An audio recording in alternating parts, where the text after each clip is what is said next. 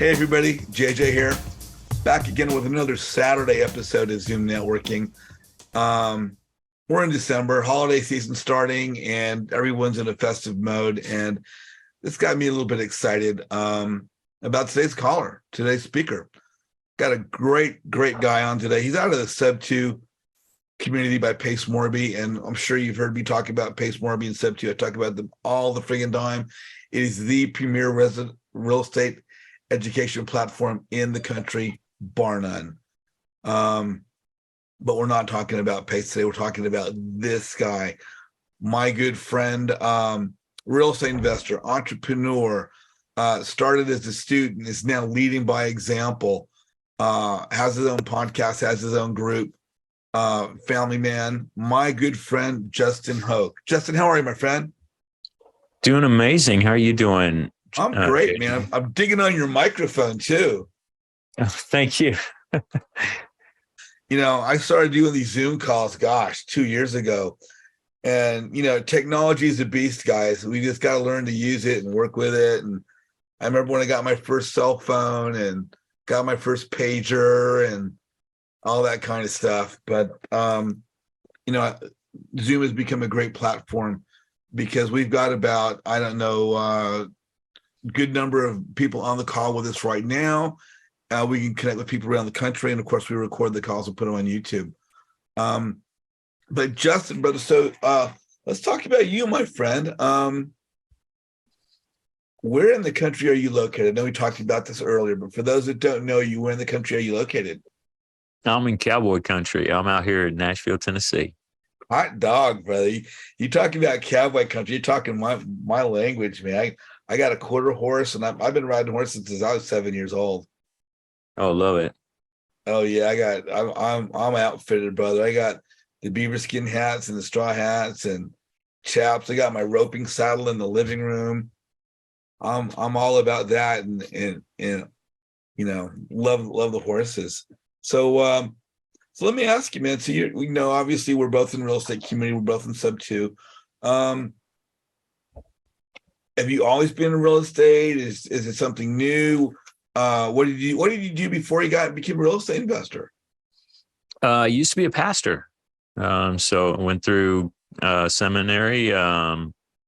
So got my master's in divinity back in, 19,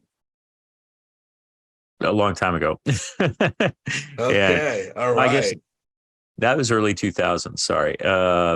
Pastored in Northern California, then moved out here to Tennessee to get involved in real estate investing back in 2019. Great. Now, when I'm of 2019, I'm wondering when I met you, probably already in the Nashville area then. So now, as a real estate investor, you're this is a family operation right now for you? Well, it was. My wife and I were business partners. She was the integrator part. I was the visionary part. But after a while, she figured out that she really loves her W-2.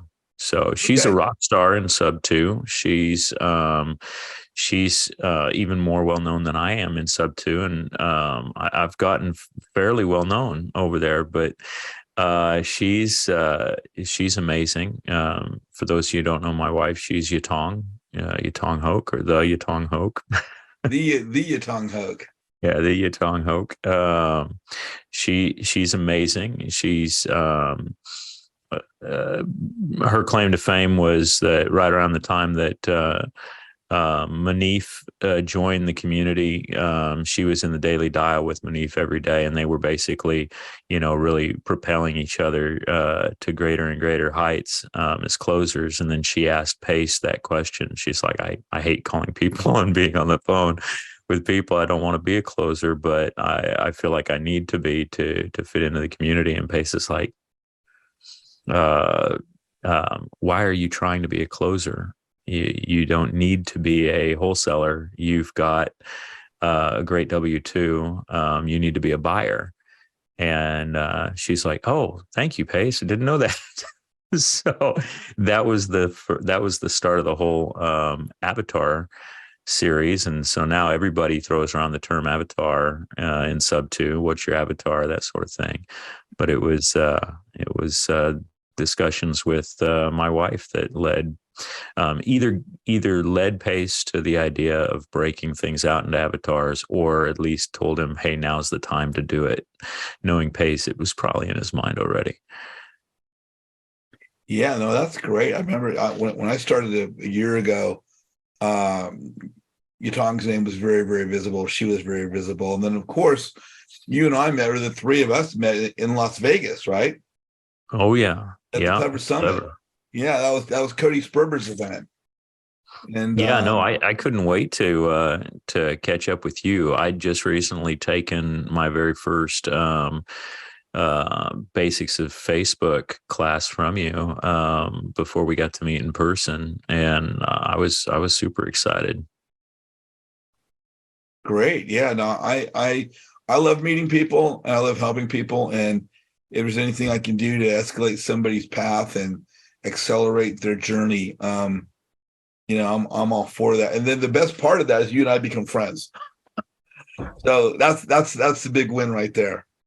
Absolutely. So your topic today, the Grow Giver philosophy. I see you've got that behind you, and you've also got your podcast and your group. Tell us about the Grow Giver. Well, the Grow Giver philosophy comes out of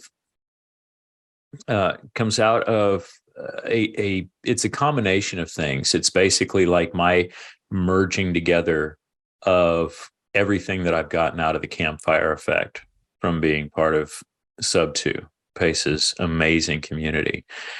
One of the first books that he has us read is, of course, The Go Giver, not to be confused with The Grow Giver.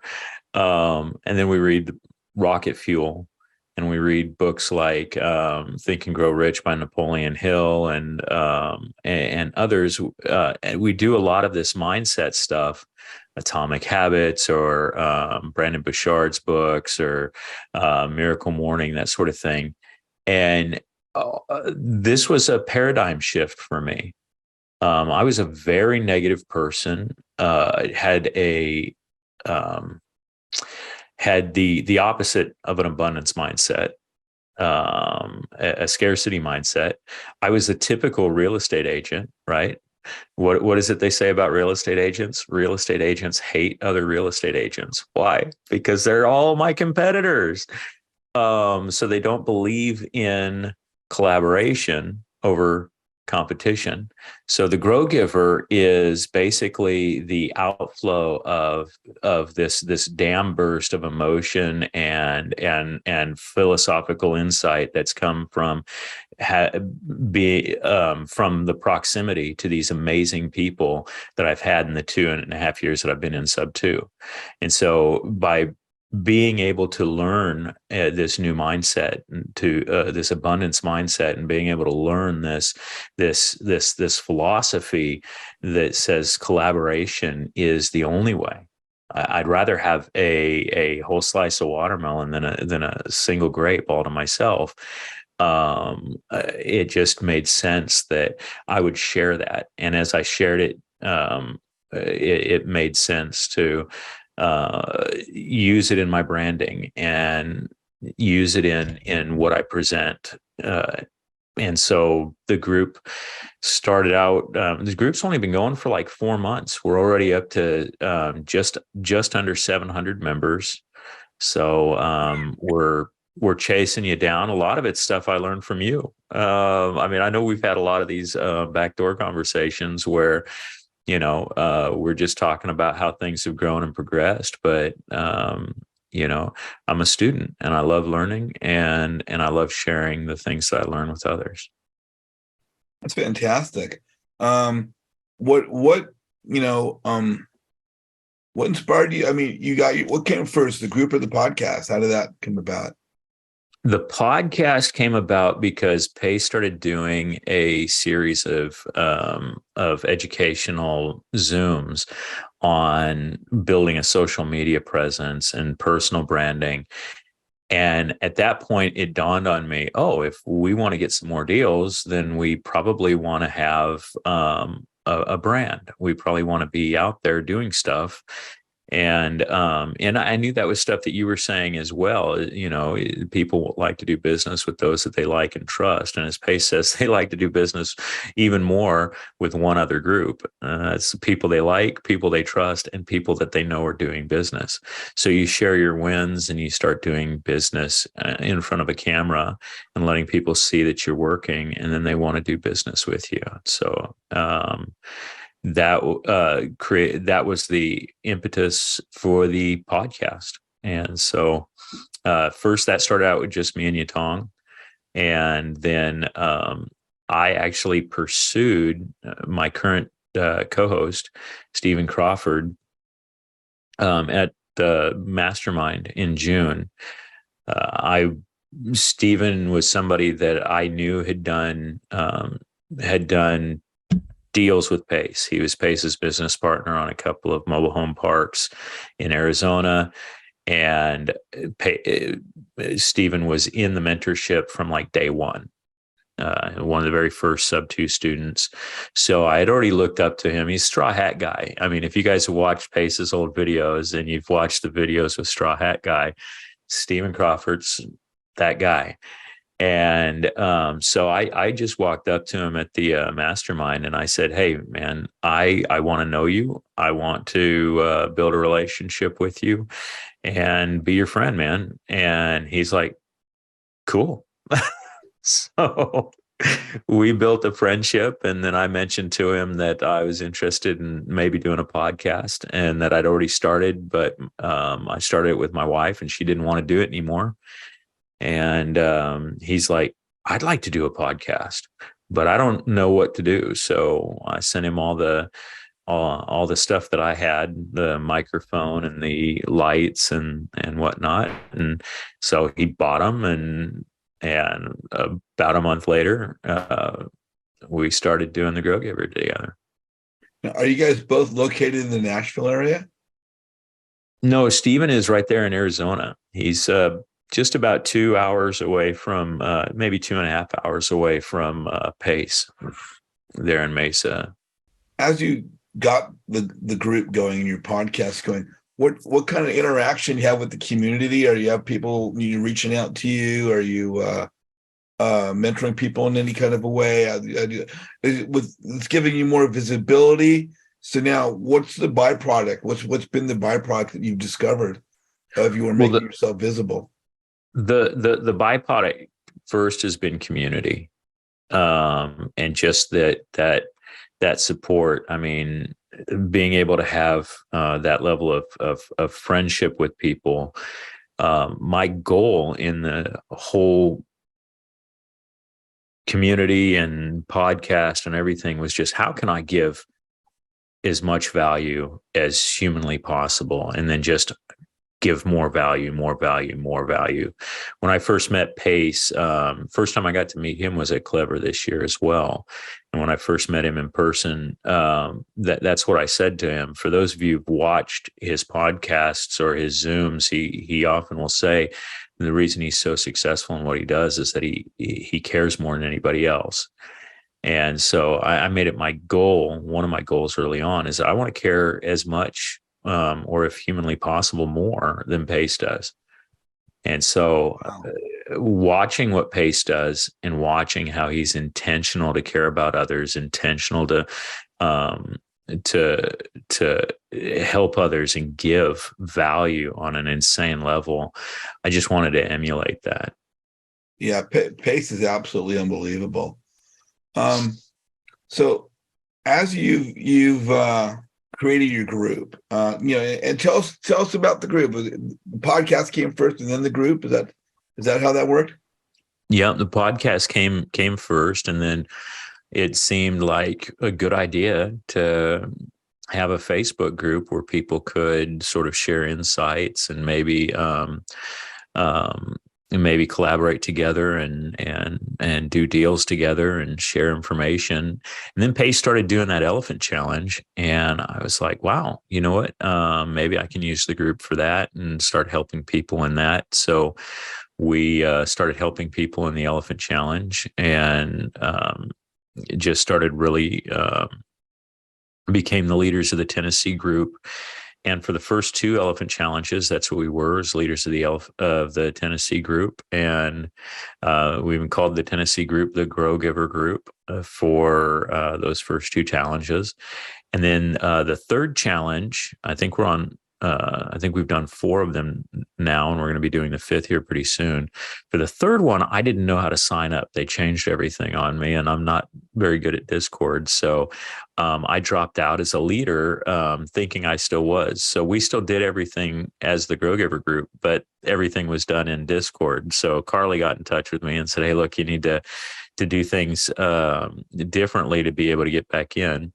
So I was back in by the 4th group, but then what they did was they got rid of area groups. So now every leader in the Elephant Challenge is just a leader in the Elephant Challenge. And so you just help out anybody who needs it, irregardless of their geographical area, which is far better, right? Because we're able to, people will reach out to us, say, "Look, I'm looking on the software for a property over here. Can you help me run comps? Can you help me maybe research sellers in this area or buyers in this area, or, just whatever they need." And it gives an opportunity to help out. So for those that don't know what the Elephant Challenge is, because, it's within the Sub 2 community, or maybe it originated in Sub 2, but it's available for everybody. Is that correct? Yeah, it's actually something that Pace does through his creative real estate investing with Pace Morby group, which is where Sub 2's got 7,000 members now. That's a paid mentorship. Pace Morby's creative real estate investing group is his free Facebook group, and there's 60 or 70,000 members of that. As you're growing and growing, and you are, how do people contact you if they want to reach out with a question? Are you on social media? Do you have the Facebook page or your Instagram page or anything like that? Yeah, my Instagram is just justin.hoke just at justin.hoke. And then of course we're on YouTube, we're on TikTok, we're on Facebook. I've just been nothing but impressed with you since the time we met. You present yourself well. One of the nicest people I've met along my journey. There's a lot of great people in Sub 2. I think the biggest, I hear it all the time. The things that we learn can come from a paid educational platform, but it's not making nuclear bombs out of plutonium. It's not top secret stuff. I mean, get to the public library, Google other areas, but the biggest gold we have out of any group we belong to are the people that we meet, the people that we build within, make our network, that become our friends. And so for me, you are one of those people. Oh, it's definitely mutual, JJ. Yeah, no, just can't wait till we get my house in California finished here, and you can come out for the Sub 2 mixer at JJ's house in Los Angeles. That's going to be dope. Off the hook. Yeah. Cynthia Spencer, you are on with Justin Hoke. What's your question? Thank you. To belong to his group of Grow Giver, can anybody join, or people pay for that, or how does it work? Oh, it's absolutely free. The goal is for us to just give as much value as we can, very much in line with like what JJ's doing. And so, yeah, anyone can join. It's a real estate investing community, and the goal there is to just help people wherever they're at. We're working with a lot of high energy, high impact real estate investors, entrepreneurs, people who have the weight of the world on their shoulders and are wanting to crush it in life, crush their goals. And all of us are human. And so it's so easy for us to forget these wonderful truths that we're learning mindset wise.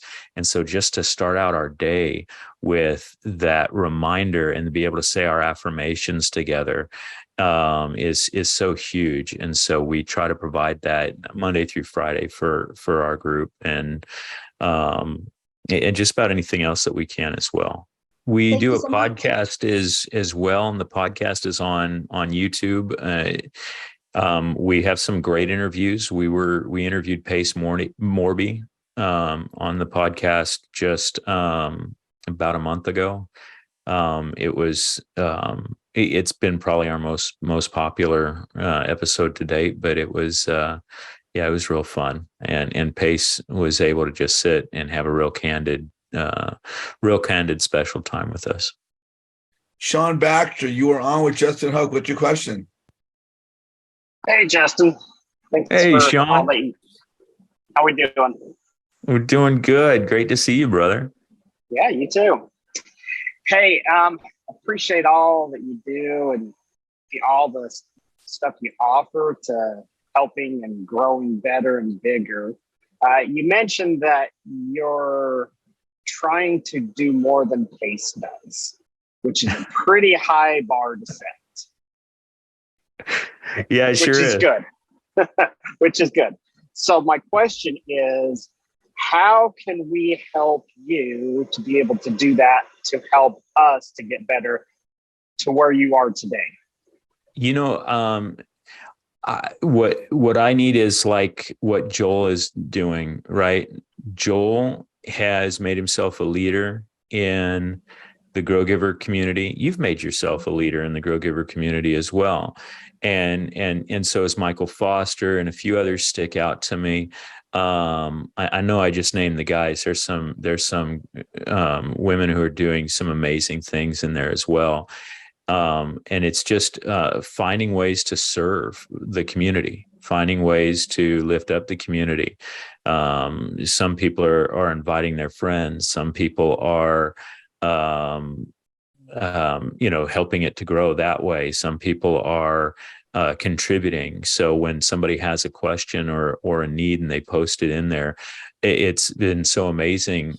Before I can even get a chance to answer, somebody else will step up and take the lead on that. And that thrills me to no end. So basically, the best way to help reach those goals is to serve the community. One of the things that the main philosophy of the Grow Giver is obviously it's that idea of building wealth through giving. And our motto is very simply this: we want to care more about the success of others. And we believe that if we genuinely care more about the success of others, even more than our own success, then our own success is guaranteed. For us that have not read the Go Giver, is that what the Go Giver philosophy is? Well, the Go Giver philosophy is different. And I want to make a big distinction. One, I don't want to be sued by the guys who wrote the book. And there we definitely implement the idea of the Go Giver. And the idea of the Go Giver is that you want to give more in value than you receive in or than you charge for your service. So whatever you charge for, whether you're an Italian pizza cook or you're a real estate entrepreneur, you always want to provide so much value that people feel like they're getting a bargain, that people are like, my goodness, I just robbed this person. I got all of this and all I paid was this. And the idea there is that the more you give and give and give, you have to be able to receive as well. That's one of the rules. But the more you give value, the more value comes to you. And so it is very similar. The Grow Giver mentality is borrowing heavily from that idea and then just incorporating a lot of this other mindset stuff as well. Stuff that we're learning from Ed Milet or stuff that we're learning from. Nothing is original, though. I will say that. Nothing is original. It's just all of this stuff is findable in other places. I just want to take all the value that I've found, put it together in one place for others. Gotcha. Okay. Thank you so much. Charles Melendrez, you are on with Justin Hoke. What's your question? Hey, Justin, man. So I misheard. I put in the chat Grow Giver. I thought that was the name of the book, but it's Go Giver. I am actually reading Think and Grow Rich right now. I would love to, because some of the other guests were already answered the question. I already kind of know what you guys are up to. I love the mindset. I give everything, man. If you're a good person, you're here. I'll give you everything I have. My friends and partners, they allow me to do that, man. So I love what you're selling here. The mindset. I invest heavily into my personal growth and mindset. That's absolutely everything. That's why I love these guys here, because we're all like-minded and we want to give. And it's like a big hot potato game, right? The more you give, the more it comes back, man. That's a good problem to have. And you just got to keep shoveling back out, right? And so I already signed up for your group. Hope you let me in, right? Thanks for whoever put that in there. I think it was Joel. But I would love to see a book list from you guys, right? So I can see what I haven't read and continue to grow. But I put in there, I want to connect, I want to learn, I want to grow, I want to give back, right? And that's what I'm hearing from you is what it's all about. Sean Daniil, go Hawks. You're on with Justin Hoke. What's your question? Hi, thanks for letting me on, JJ. Oh, I was just curious, how did you go from being a pastor to REI? Like, was there any prior experience, or is it just kind of like you dove in, and do you still do any kind of preaching with other than your grow giving? Well, one of my big whys, I'll start in reverse because there's like 3 questions there, right? Mm-hmm. So I'll work my way backwards there. One of my big whys is that once I read The Go-Giver and I realized that money is a tool that can be used to help the world, it changed my perspective completely. My perspective was that, money is the root of all evil. I don't want to have money. I want to get rid of it as soon as I can. I don't want to, it was very counterproductive to being a real estate investor, my perspective before. And the Go-Giver book really changed that for me, because I realized, oh, wow, money is a tool, and the more money that I have, the more of this tool that I have, the more I can help others. And so one of my big whys is that I want to be able to preach the gospel on massive stages around the world. But as far as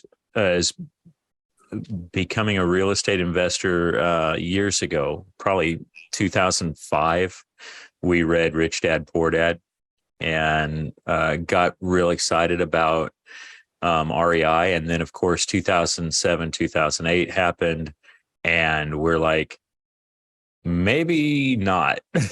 So I wish we would have thought otherwise. If I'd had the knowledge then that I have now, I would have I would have made a fortune during that first recession. And so now I'm excited because we're here in what looks like another opportunity like 2007, 2008. So I'm not going to miss this one. And we're already taking advantage of it. Like I said, our team is under contract with 168 unit. It's in Corpus Christi, and we're excited there.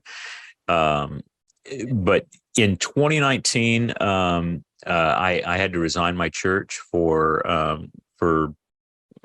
reasons that I won't go into here, and we moved from California to Tennessee. And the idea was that I was going to start another church, and we'd go ahead and finally give this REI thing a shot. And after we began working on starting the church out here, I had gotten to a place where I decided that wasn't really what I wanted to do. So instead, I got my real estate license, and I became a realtor, and figured that would help in my focus towards real estate investing. I'm probably going to let my real estate license lapse this upcoming time, because I care way more about real estate investing and helping others than being a realtor. It's just not my thing. I use my license now for access to the MLS and to help my friends list their properties. That's about it. And so yeah, I still, am a faithful Christian, believe in everything I believed in before, but this new mindset is radically different than the mindset I had as a pastor. And it's better. I'd probably be a better pastor now, even though I don't have a desire to be a pastor, than I was as a pastor, because my mindset was so wrong.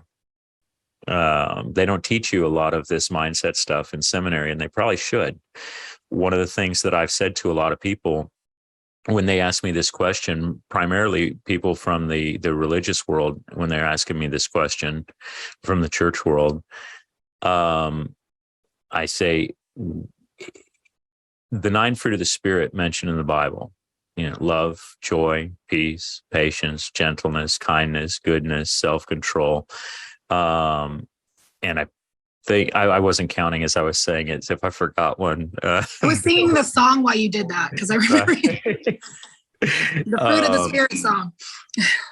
The fruit of the Spirit, in my experience, it was just expected. If you're attached to Christ, then those will be produced in your life. But there was no intentionality in trying to actively pursue and produce those fruit in one's life. And when I joined the Sub 2 community, I linked up with, and when I joined, there was like 600. And now there's 7,000. And in that time, I've watched people from all walks of life, from all religions, from all perspectives, and they're intentionally, actively trying to love each other, be joyful, have peace, patience, kindness, gentleness. If these are fruit that one produces by being connected to the Holy Spirit, then the question that I ask, my friends at church is, why am I seeing it intentionally in a group of real estate investors, and I'm not seeing it intentionally in church? I certainly never preached it. I certainly never tried to help my fellow Christians to actively produce it in their lives, which I would now. If the Lord for some reason says, Justin, you got to be a pastor again, that's a whole ministry would be about. I think I'm going to do better as a real estate investor, helping people produce those fruit in their life. Hey, Joel, how you doing, brother? I'm so glad to see you, Justin. I'm always excited to be on the podcast with you and the groups you're on. What is one thing you recommend, or what do you recommend young people, in my age, to start doing? Get out of the analysis paralysis, start becoming doing things, and the mindset shifts and giving. How did you start growing, and what was the biggest mindset shift you had? Well, Joel, by the way, is 19, which impresses the heck out of me. He's got a better mindset than I had at 19, for sure. He's got a better mindset than I had at 45. He's, in that regard, he is so far ahead of me, and I'm so excited to see where he goes. He is going to be amazing. And it's going to be amazing to watch your journey, brother. So mindset wise, the biggest shift that I had was I would say that the most impactful was understanding money differently, to one regard. Then understanding that I wasn't a flake, after reading Rocket Fuel, was huge. And that's I read Rocket Fuel. If for those of you who've read it, you know what I'm talking about. There are parts of that book that can just be very, very dry and boring because it's a business manual. It's presenting the idea of the visionary integrator relationship in a business, but I read it with tears in my eyes. It literally saved my marriage. Yutong and I were we were very frustrated with each other. She's an integrator and I'm a visionary. She thought that I was a flake and I thought that she was a bossy know-it-all. I'd call her control freak and she'd call me dreamer. And the thing was, is we both had gifts and talents and didn't know how to appreciate each other. And so, that was really impactful as well, seeing that distinction, as a visionary and being able to put a label on things that I would do. Like I'd get ideas and I'd get really super excited about them. And I'd be like, man, this could generate money. And I'd go and pitch it to somebody and my wife would go nuts. She's like, you're a pastor. This person doesn't even know you and you're pitching them an idea for a business. What are you doing? You're all over the place. And, for her, it's like, she always wanted to have, real tight control and security with our finances. And so not investing in ourselves, she was, really worried about that. So we were reading that book, we were able to see and appreciate each other's differences. But maybe the most impactful paradigm shift, mindset wise, came from the paradigm shift from rocket fuel visionary integrator, the paradigm shift with money. Those two were super, super important, but probably the most important paradigm shift is the paradigm shift that took place when I learned to be able to look at different perspectives than my own, and see value outside of my own rigid worldview. Now, don't get me wrong, I still love the Christian worldview, and I'm not throwing the church or Christ or the Bible, I'm not throwing those things under the bus when I say that.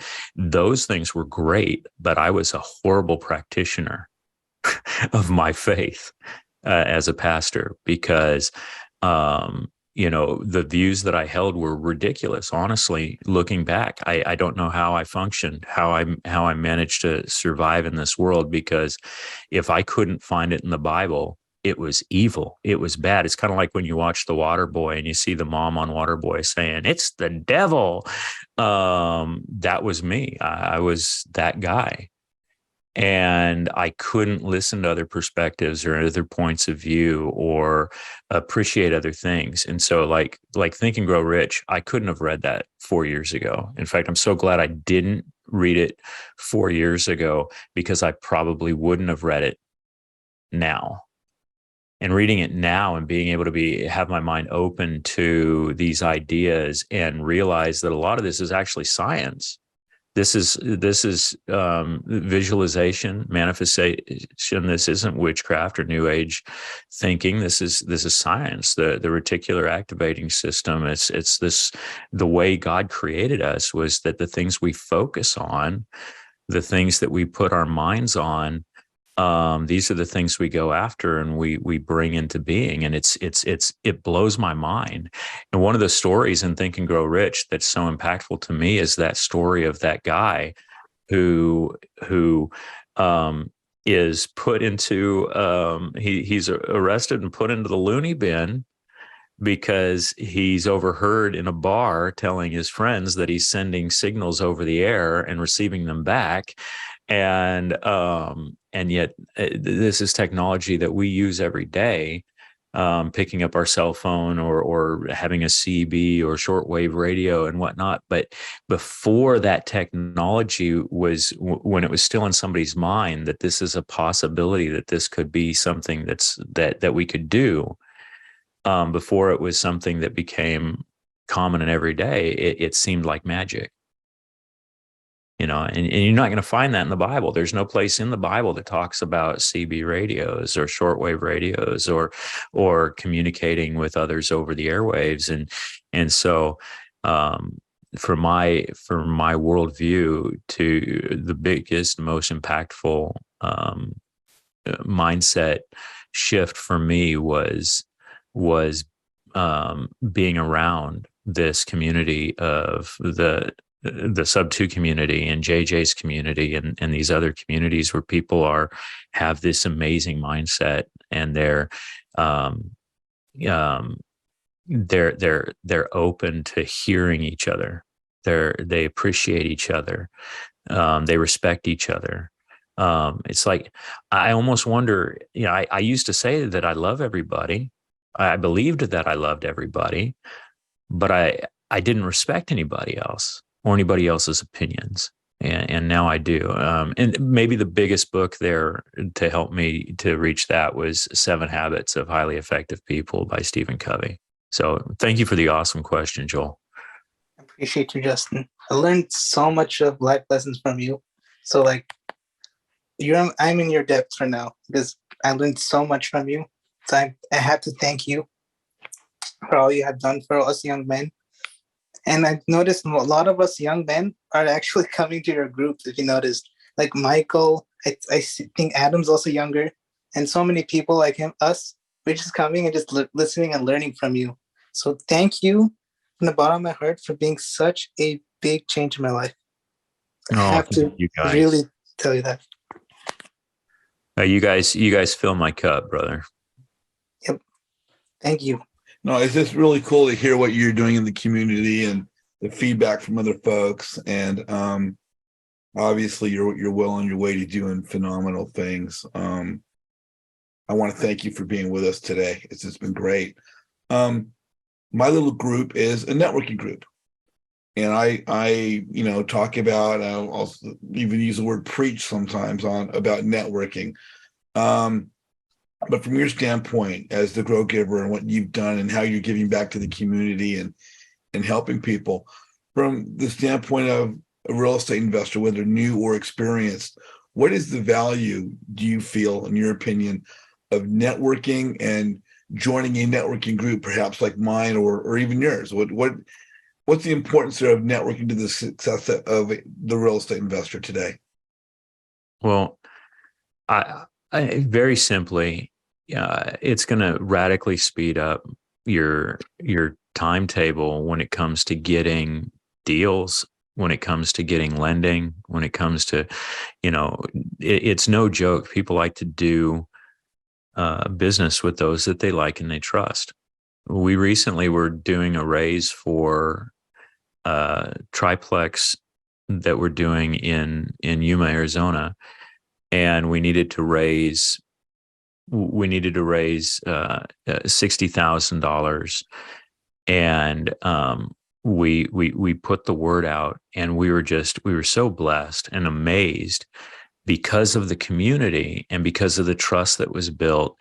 People were really fighting with themselves amongst themselves. It's kind of like, in the Simpsons cartoon, I remember one episode where the Bart and Lisa are fighting, and Homer says to them, what are they fighting over? And they say, we're fighting over who loves you more, Dad. And he's like, oh. And then Lisa says, you love him more. And Bart says, no, you love him more. And so it was the opposite of that, right? People were like, we want to give, we want to give, we want to give. And recently we had to raise $150,000 for the EMD for this big deal that we're doing in Texas. And we raised that from 2 different people. We let them split it. So one person lent 80 and another lent 70. And the reason that the one who lent 70 gave, I didn't talk to the other person, but the one who gave 70 or lent 70 to the deal said that their reason for lending to us, and they gave us really, really great terms. I mean, I'll share them. We're basically, we're getting 12%, is what we're giving them, is 12%, with, I think with 1 point. Which is right now, especially with all the people getting involved in Gator lending and whatnot, the Gators are out there wanting chunks, right? They're like, if you can't give them 50% flat, they don't want to do the deal with you. And so to find more traditional type private lending is difficult. But because of the community, because of the relationships, because people know that I genuinely care about them and they genuinely care about me and as well, we're able to find lenders. We're able to find deals. As far as deal flow goes, I probably get a dozen single family deals and another dozen multifamily deals sent to my inbox every week, just because of being visible and leading with value. Wow, fantastic. So you guys, if you're watching the video right now on YouTube, please like the video down below. Please feel free to put comments in there. If you guys are on the presentation right now, hang on. We're going to go to breakout room shortly. And again, you can find Justin on Instagram, LinkedIn, Facebook. Your group is the Grow Giver, and you have a Facebook group called the Grow Giver. And Justin Hoke is our guest speaker today, and my friend, we thank you so much. If you guys want to connect with me, jjazizian.com. My Facebook page is JJ's Mastermind Networking. Please come back. Please look for more. We're going to have more great speakers coming up this month of December, and look to close out the year with a bang. So, when JJ, before you're done, just please allow me to do this Sure. real quick. I just want to tell everybody out there that I started my group. I started my podcast. I started all of this stuff after watching JJ and what JJ has done. JJ and his group has been such an inspiration to me. What you do, JJ, I owe you so much. You taught me how to do YouTube or Facebook. Now, those in your group, they know, they probably go, this guy knows JJ, because every time I post, I'm throwing up a GIF or putting an emoji. I don't ever click on anything, with just a thumbs up anymore. The stuff that you teach is so valuable and so important for folks. So if you're a Grow Giver out there and you're part of my community and you haven't joined JJ's yet, you need to build a relationship with this man. He will teach you a lot and bless you incredibly. Thank you so much, my friend. I'm honestly, truly humbled by the response I get from the community. I don't really ask for anything. I just try and give and help other people. And to meet folks like yourself is truly a blessing. I say all the time, the biggest reward we get from what we do are the people we meet and the relationships that we create. And you are pure gold and proof of that in every regard. So I love you, brother. It's definitely mutual, brother. Cool, man. So on behalf of Justin and myself, guys, look for the Grow Giver. Look for JJ's Mastermind Networking. Reach out to your community. Make yourselves visible. If you're not visible, you're invisible. Opportunity will walk right past you. Make yourself known. Network with intention. Be memorable, or otherwise you're forgettable. So knock it out of the park. We'll see you soon. Over and out.